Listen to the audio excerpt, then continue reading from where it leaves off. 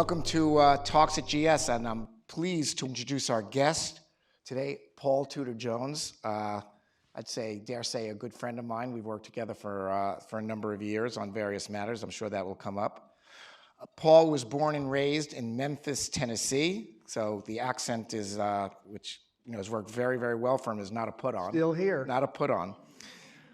In 1980, 4 years after graduating from the University of Virginia, just 4 years, he went from trading cotton futures to founding his own hedge fund, Tudor Investment Corp.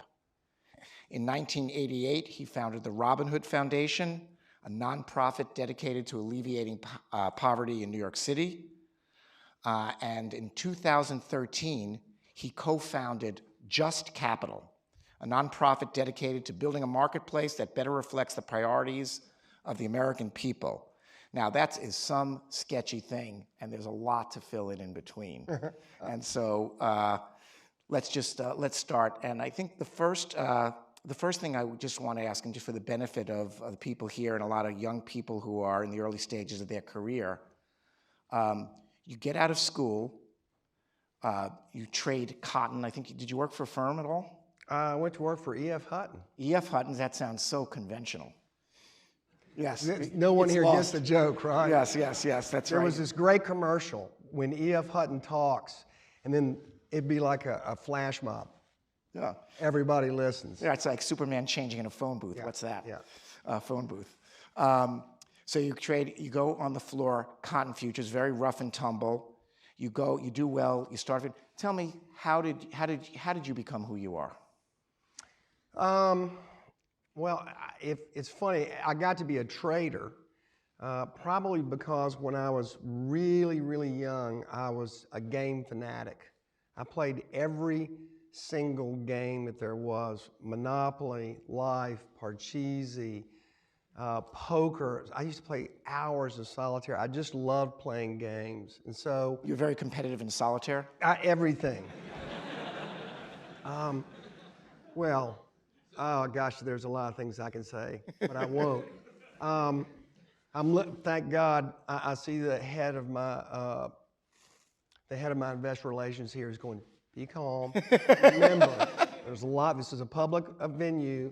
Don't be yourself. Yes, whatever you do, don't be. That's what I get. Whenever I walk out, whatever you do, don't be yourself. So anyway, I played a whole bunch of games. Chess. Backgammon when I was older. When I was in college, I was the bookie in our fraternity. So I had, by the time I graduated from college, I already had probably at least a master's in probabilistic theory. And so when I was in college, I had no idea what I wanted to do other than drink beer. And that I was extraordinarily good at. So I think it was February of my senior year. The guy that I inherited the book from said to me, oh man, and his name was Bob Wilson of Wilson, Arkansas. Robert Ely Wilson V of Wilson, Arkansas. He said, you gotta try this soybean futures. I'm back and we're hedging up. They had a huge plantation at the time in Arkansas. We're hedging up our soybean crop, and this just makes football gambling just pale in comparison. And then literally that weekend, I read a story on a guy named Richard Dennis, who was the biggest local at the Board of Trade. And then he used to say that he did his best trading when he was hungover because there was no emotion. And I thought, this is starting to get close to what I'm culturally pretty good at. It's so funny. What I found in life, I heard, I was home last night with my kids who are 21 and 28, and we listened to the commencement address from Stanford this year, and his first name was Sterling. He's the actor, the black actor on This Is Us. What's his last name? Sterling Brown. Sterling Brown said, the secret to happy life is not to have a career or a profession or to want to go do this, but to have a calling. And so for me, I think in everything that I've done, it has been a calling. It's drawn me, something's drawn me to it, rather than me thinking, gee, I've got to go there. And I think it's a really profound concept that let life pull you in the direction that just comes naturally, and you're going to find that perfect intersection of purpose and happiness. And so, now just, when you were contracted, were you a local? So I started out On the floor or above? I started out as Not that anybody knows what this means anymore. right. Well, that's actually a really interesting point. Being a local back then. These are the people who stood in the pits. Yeah. And they, everybody saw the movie Trading Places, and they waved their arms and they say So that actually, if I think back, that might be the biggest miss that I had in my career was, and we'll get to that in a second, but I started out working as a broker, and back then it was great because 21 years old, they come in, you take the Series 7, it literally took 2 weeks to study and pass it, and then they hand you, back then they handed you, at least in the commodity division, E.F. Hutton, this gave me a book on technical analysis of stock trends by McGee and Edwards. Yep. He told me, read that. I read it. Go home, read it again. I read it. Go home, read it again. I read it. He goes, you're ready to trade. You're ready to open accounts. So I'd say within 4 weeks, I was trying to talk my parents' friends into opening accounts and let me trade. And at 21, it was literally hilarious. But that's how I started. And then ultimately, as I started trading these accounts, the guy that I worked for that originally hired me was the greatest cotton speculator in the world. His name was Eli Tullis, so he'd sent me to New York City. I guess I was up here for 6 months working on the floor. Then I went back to New Orleans. That's another long story. Came back to New York.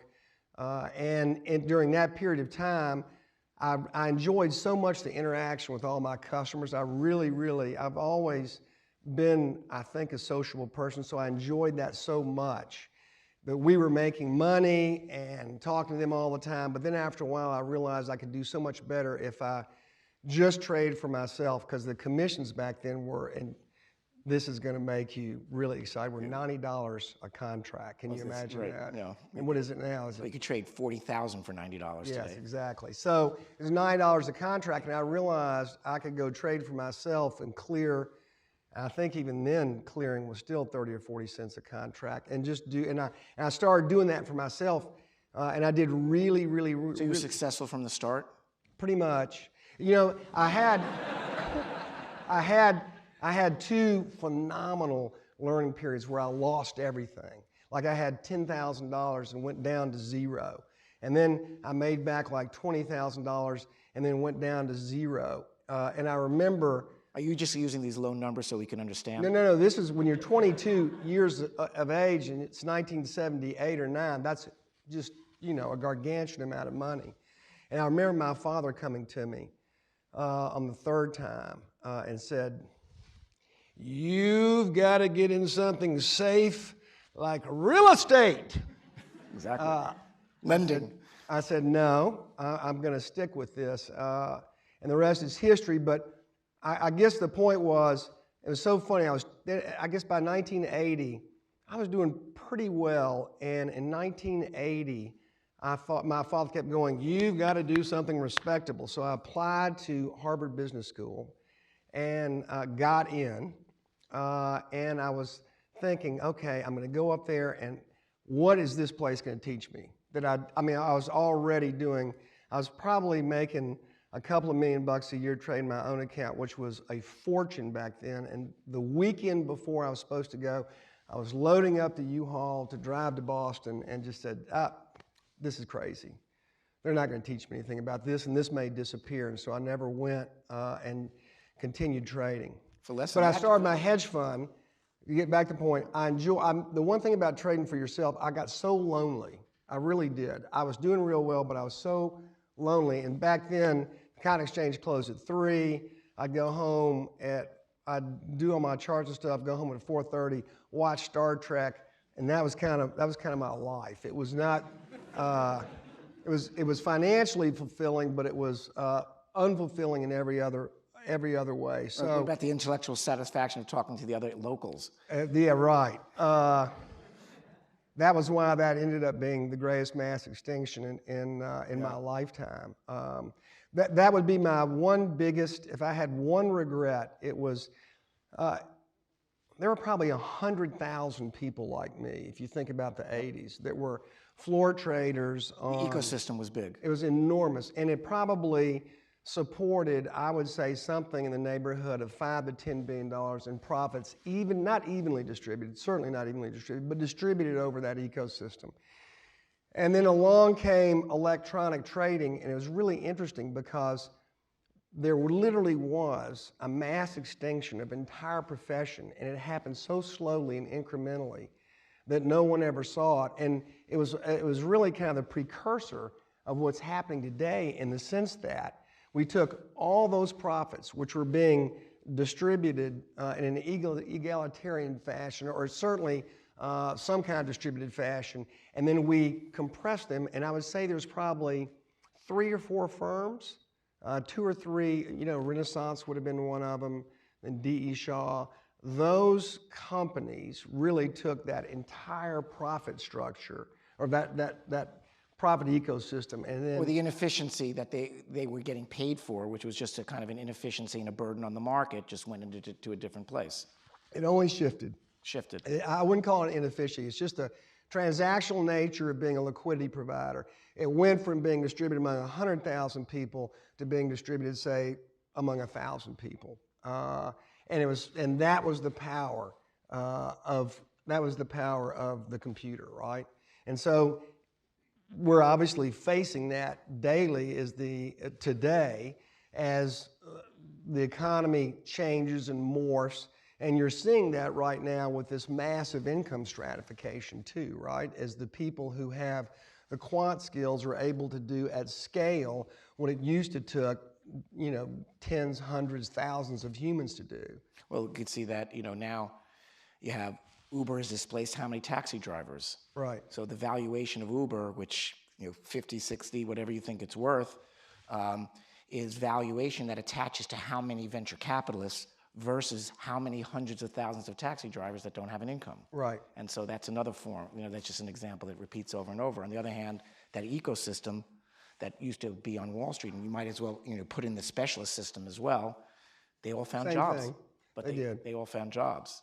So anyway, just to go, so you start your hedge fund, and let me just take you to 1987. That was a big moment for you, the year of the great crash. Well, the crash of '87 was really interesting, just because the crash of '87 probably never would have happened except for, again, the market infrastructure at that point in time. I remember, because I started out in '76 trading commodities, and so for 120 years, all commodity futures had limits. And I remember so many times in the late '70s, early '80s, where the cotton market would be limit up, or the soybean market would be limit up, because that was the allowable amount that prices could move. And they would not let them go anymore because they knew the irrationality of human nature and the possibility of what a mob can do to anything. So they had limits. Now, financial futures come along. Here's a funny story. Do you know I tried to work for Goldman in 1984? When y'all were first thinking about futures, and they went, that's not futures. No, we're not. Listen, I couldn't get a job. We're not going to do that because we're Goldman. We're not going to be in that business. I didn't get a job at Goldman. I only got a job at J. Aron. Okay. And J. Aron was bought by Goldman. That's right. Yeah. Right, that's right. What is it with these Goldman guys? Stuck up. Incredibly inflated themselves. But anyway, so '87, there were no limits. There were no limits on any financial futures. It was just an absolute accident waiting to happen. And then they started portfolio insurance. And in '87, you could just look on any kind of historical metric and see the stock market was stupidly overvalued. 10-year rates were 10.5%. And I think the dividend yield on the stock market was about 4.5 or 5. So just think about that compared to today, right? 500 basis point, we'd have 10-year rates right now at something like 7.25, 7.5. Well, the forward prices of stock would have been a hell of a lot lower. Exactly. But they weren't then. And so when the market finally broke, I mean, the one thing that I would say I've learned the past 40 years is these, price patterns and price stories. It's the same old story so often, just with different characters, different times, different plots. And so that looked a lot like 1929 to me. And I knew for a fact that if and when it broke, because of the derivative structure, that the downside was going to be unlimited, literally unlimited, because there were no limits on futures. And I would kind of liken it to this past February's market break. We had that kind of, what was that? Was it a 7 or 8% in 1 week? And you had all the VIX ETNs, you had all the short VIX structures. Those were that was just a bomb ready to explode. That was just a matter of time. And that entire break in the first week of February was all derivative inspired. And if I think of some of the greatest financial crises of the last 30 years, they, generally speaking, are derivative inspired because that's where all the leverage is. Leverage, right. Yeah. And so I can't help but ask, you see, you've made some aspects analogous to the current position. Now, it's obviously not that bad. The interest, the return, the dividend versus interest rate isn't where it was. You see a lot of excesses in the current market?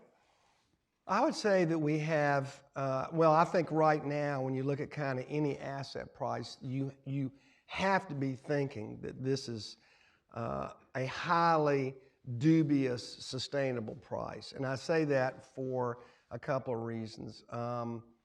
One, first and foremost, I don't think monetary policy, the way it's currently conducted, is sustainable over time. We have, if you think about just history is the normal real 10-year rate's 200 basis points, and right now we're probably minus 30 or 40. The normal real short-term rate's 100 to 120 basis points, and we're probably negative 40 right now. So clearly, interest rate policy is crazy. Like if you had just parachuted in and said we have a 3.8% unemployment, 2.8% CPI, what are rates? You'd just 4.5 or 5 or something like that. So rates ultimately are not sustainable because ultimately, much like the late 60s, we had Operation Twist in the 50s and 60s where we manipulated interest rates and had low real rates. And then everyone kind of the 60s got used to zero rates, zero real rates, and that set us up for the 70s. And so I think we're doing the same thing again. So I don't think monetary policy is sustainable, and clearly fiscal policy. Are you kidding me? We're going to be 4 this year. Add 0.5% every year for the next 5 or 6 years. We'll be at 7 in 3 years. That's not sustainable. So you look at prices of stocks, real estate, anything. In the long run that we have to get back to we're going to have to mean revert back to a normal real rate of interest with a normal term premium that's existed for 250 years. We're going to have to get back to that. We're going to have to get back to a sustainable fiscal policy. And that probably means price of assets go down in the very long run. Now, the short run, it's just lighter fluid on a fire. I was going to say jacked up, ready to go. Flare. That's right. Yeah. It's it's kind of amazing, but it's pouring lighter fluid on an already lit fire. Two problems with that. One is it flares, and the other problem is you don't have the lighter fluid left for when you need it. So it'll be. So if just imagine the next recession comes. What do you do? Oh my God, it's going to be interesting. Where are you going to be when that happens? Well, hopefully I'll have been really short. Oh yeah. That's a very good question. The next recession's really frightening because we don't have any stabilizers.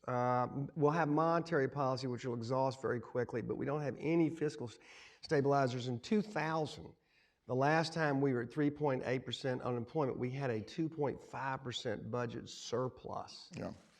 I guess the hope is from the guys who are putting out the policy is that that the rate of growth grows to a point where it just solves the problem. It doesn't. It seems like a stretch, but that's the claim. You're laughing. I have to You're say. laughing. I have to say it for equal.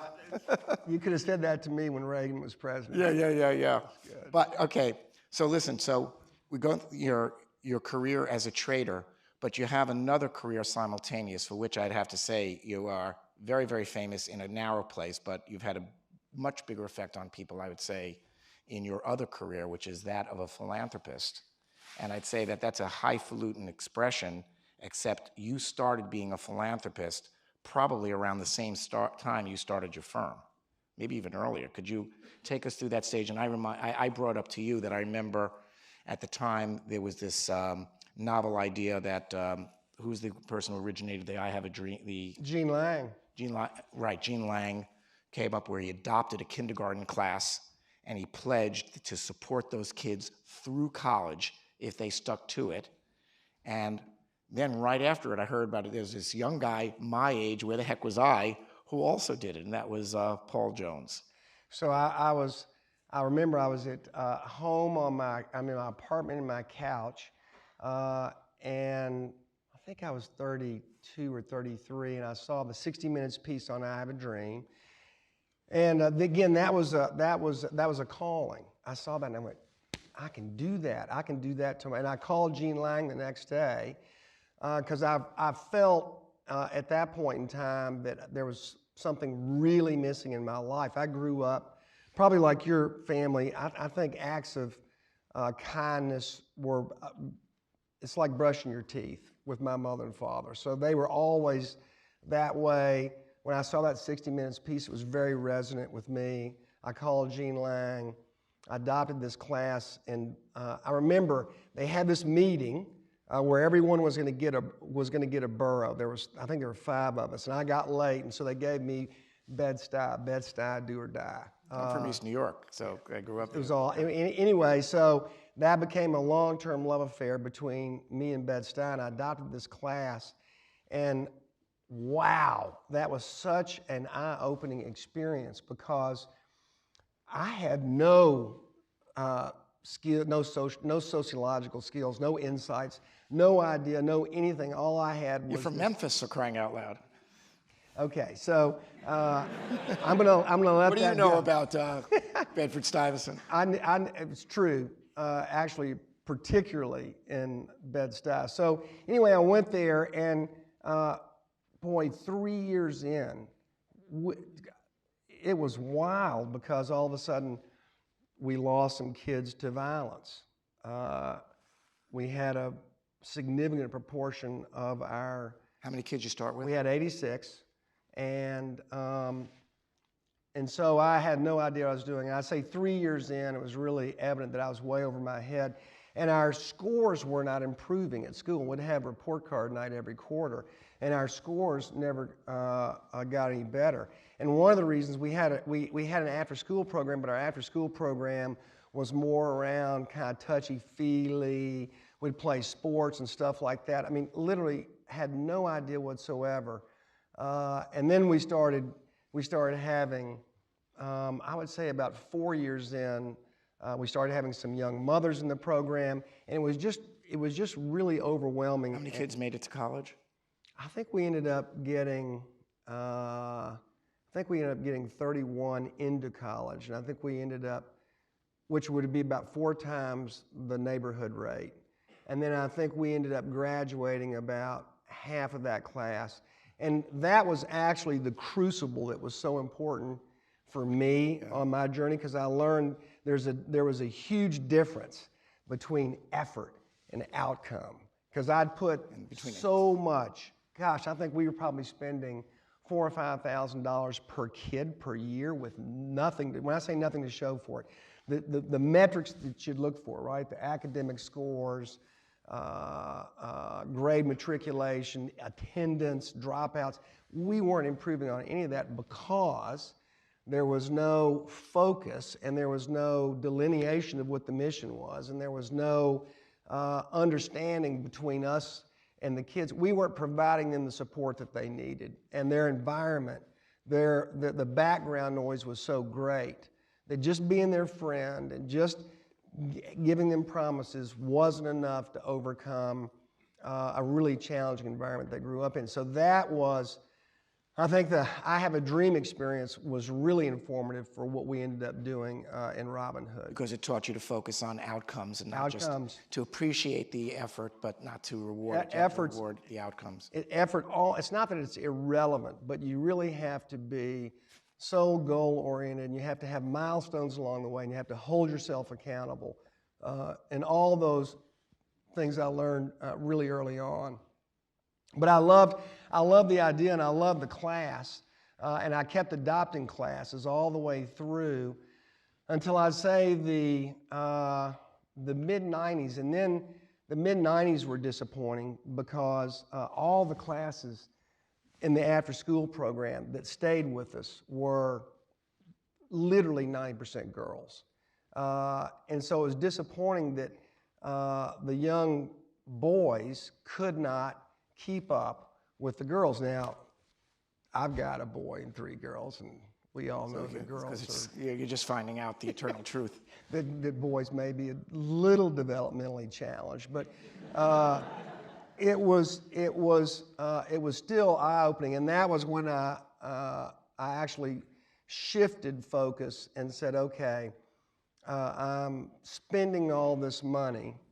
Forget trying to be an after-school program and putting a Band-Aid on the problem. Why not instead attack it from the beginning? And that's when I started a charter school, which was Bed-Stuy Excellence for Boys. We started one. I wanted to start one specifically for boys because they were so developmentally challenged, and we ended up starting one for girls also, but we started with boys. And that actually ended up being one of the happiest endeavors of my life because really early on, I'd say, and I was working with Norman Atkins, who you remember was... I think my wife is on the board. Yes. Yes, she works very phenomenal. hard. Well, you're nice to say that. No, she is phenomenal. She's incredible. And it was just wonderful because it was really evident from the very beginning that with the right inspiration, direction, focus, educational infrastructure, that you could just blow the whole myth of the achievement gap away. And I would say within 5 years, I think we were, or maybe it was 4 years, we were #1 out of 543 elementary schools in Manhattan with 98% African-American inner city kids. You know, I could talk for too long just about what I know you've done, and every time I talk to you, I just discover something else. But in the interest of time, take us through Robin Hood and what you tried to accomplish. In fact, pretty lavishly have accomplished in Robin Hood.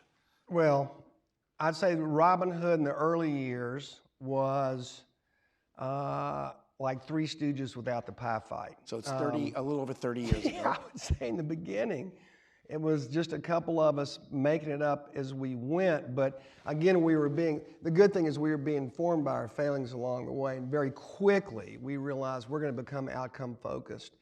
And you know, the best part of Robin Hood is, I think, in fact, the best part of, and I hate the word philanthropy for whatever reason. I know, it sounds a little, yeah. The best part of my professional career, Investing, really, has been being involved on the charitable side. If I think of all my best friends, of all the people who I hang around with, enjoy the most, spend the most time with, it's generally been people that I've met through some of those endeavors. You find the greatest people, and you find this communal bond, and there's so much joy that comes from that, and so much happiness. So I'd say that's, on a selfish basis, has been the best part of it. And Robin Hood, really, if I think about a collection of thousands, if not tens of thousands, of noble hearts' minds, that is what that has been. It's been, we call it Robin Hood Nation. It truly is. You know, you were on the board. And it's funny because I've seen so many people come in, they stay with us forever, they come in for a period of time, they leave us, but I think they always leave no matter what level of engagement, they leave larger and bigger and happier and more purpose. I just remember, I just have to say this because you won't say it about yourself. It's not just what you give or the effectiveness, but I tell you, I learned a lot. I learned a lot that I've applied. Something came up the other day. I remembered right after 9/11, when this whole community downtown was running around the small business and couldn't get anything, and everybody's looking, how do you get them money? And everybody had to apply, into the government forms, who needs the money and verification. You and Robin Hood just went out and made the statement. I wasn't at that meeting. I heard it. I came to Robin Hood after that, but made the declaration, why don't we just give $5,000 to everybody who says he or she needs it? No questions asked. How many people who don't deserve it will ask relative to how many people won't get it if we require some kind of bureaucracy or verification? Where do we want to be on this? To accidentally give it to a few too many people, or to give it to no one at a timely time in their need? That was an unbelievable concept at that time. Yeah. So we had the concert for 9/11, and we raised about $60 million. And the question is, how do we help out on behalf of the victims of the towers and the firefighters and the policemen? And what was so interesting is there was so much bureaucracy and red tape that those families were receiving nothing. And so here all of a sudden it comes the holidays, comes the end of the year, they're getting nothing. We said, look, let's just go and give $5,000 to every family. And we couldn't even find the list of people that had passed away. So Robin Hood literally ended up getting the list that became the list. And then we just sent everybody a FedEx check for $5,000. Amazing the impact that had, because there's all this talk about all this help, and yet none of it was hitting the ground. So that was one of our better moments.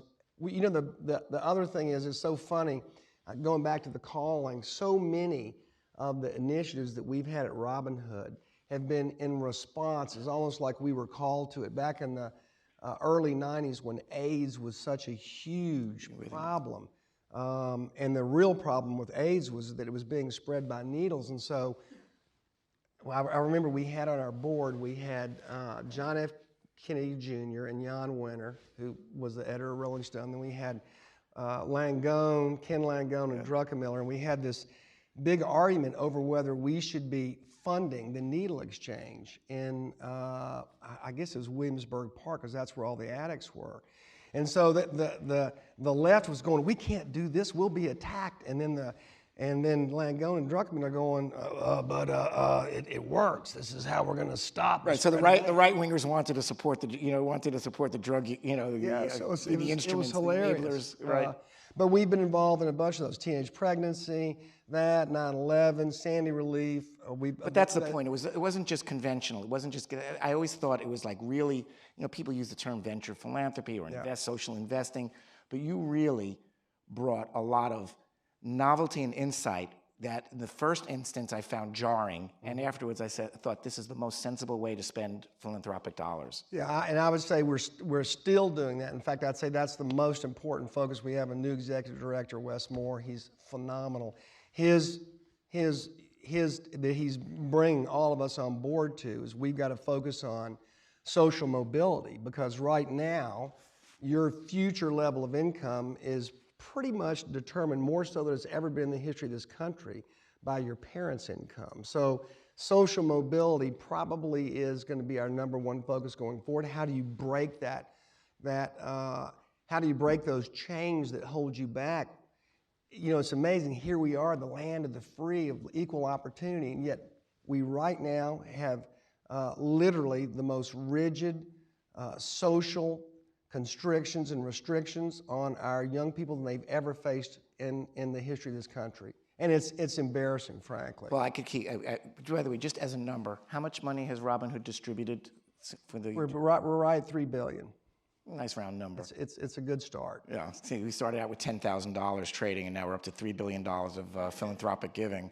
I love this topic, but I want to talk about just capital, which is what I refer to as your wholesale kind of institutional approach to this, which I think is very important. Okay, so just that was another calling. The last thing I wanted to do was get involved in another not-for-profit. Deepak Chopra calls me up and said, Paul, I have this student and he has this idea, and the idea is, why can't corporations be a force for goodness? Why can't they use their capital, human and financial, for just causes, just capital, if you will?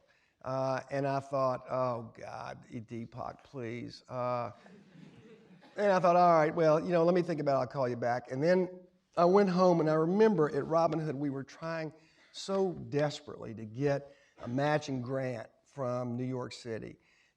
Because that was always in philanthropy, where you're fighting neighborhood by neighborhood. If you can get the government to come in and match the private My funding. stuff works. Why don't they fund it? Yes, yes.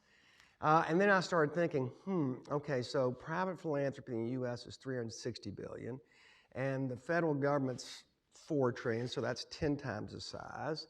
And then the private sector is $15 trillion, so that's 4 times the size of the government sector. Really, if we're going to have societal change, it's going to happen. It has to happen through the way we do business. And then I called him back, and I said, you know what, let me call my good friends at Goldman. Well, no, let's talk about the index, though, how it's organized, because I don't think they appreciate what it is. Okay, so anyway, basically we ended up... We'll get back to your good friends at Goldman. Yeah. So long story short, we came to the idea where we would create an index of... we'd take the Russell 1000, which is the 1,000 largest U.S. companies, and we would create an index with a whole variety of metrics on it. And the index, we kept thinking, oh, Lord, if we create it, we're going to be accused of some type of bias. And so the secret sauce of JUST is that we go to the American people, and we poll them every year. What's important to you? And we ask them, blank sheet of paper, tell us what you think is important for corporate justness. And the amazing thing is the American people have an incredible story to tell, and it's totally different than the way Wall Street operates. And no better example of that was that when I talked to you last week, I said, how you doing? And going, well, I said, when are you going to retire? And you said, oh God, 43 quarters of earnings reports. I just don't know. I love it so 48. much. I know. 43 quarters, and that's exactly what JUST gets to, which is what this does is it goes through and asks the American public what's important. You're thinking about, how am I going to get my ass kicked because I might miss this quarter's... Yeah, in which way this quarter? Yeah, how am I going to go up, taken to the shed? And the American public says, no, no, no, no, no. Most important thing that determines justness is, how do you pay and treat your people? That's 23%. And the second thing they say is, how do you treat your customers?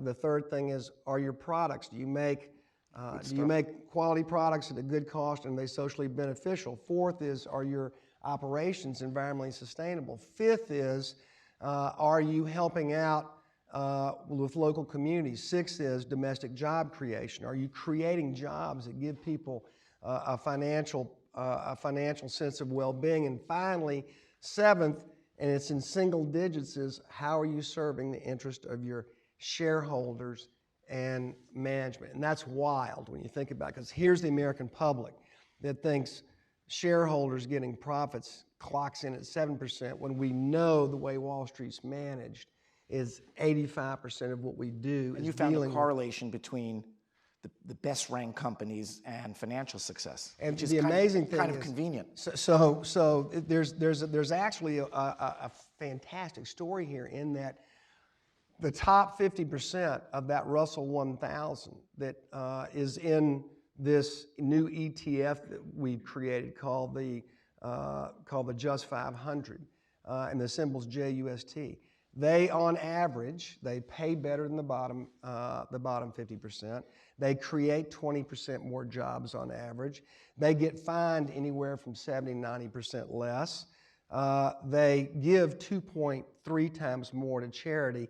And the real kicker is they earn 7% more ROE on average. So if you follow what the American public says are the most important things, then you end up not only being just, but you also end up being more profitable. Now, we can discuss why that is, and of course, one of the reasons why that is because if the biggest metric is employee pay and treatment, obviously those companies that are at the forefront of whatever the evolving economy are probably have the highest skilled, most motivated workforce that's making great products and treating customers well. So it's a really simple business model that actually has a ton of alpha in it. So I do think it's important that we, as a society, rethink the old definition of capitalism, which Milton Friedman famously espoused, and he said, the social responsibility of a company is to improve its profits. Now, he said that in 1970, when tax rates were 91%, had just come to 70, and wealth inequality was 1/5 of what it is today.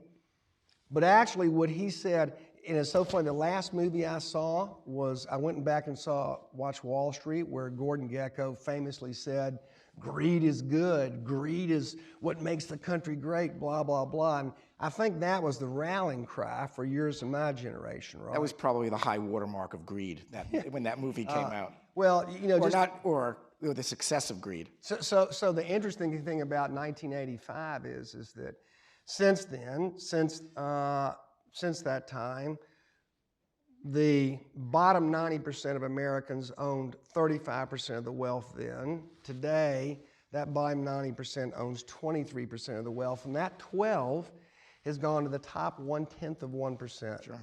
So something. Who might that be? But I'm just saying, do we think this is a sustainable? No. Is this definition of capitalism sustainable? And it will be reversed by hook or by crook. yeah, one way or the other. I think Marie Antoinette would be a great exactly. example of no, it's probably not. And it's funny because the father of capitalism was Adam Smith, and Adam Smith said, if justice is removed, the great immense fabric of society will in a moment dissipate into atoms. And I think if we just think about what's happened over the past 30 years, that's not just. And hopefully what this little idea here is, through social norming, through changing people's perceptions, every culture is based on what our peers think is right. So there's more than just an you can get back to your good friends at Goldman now if you like.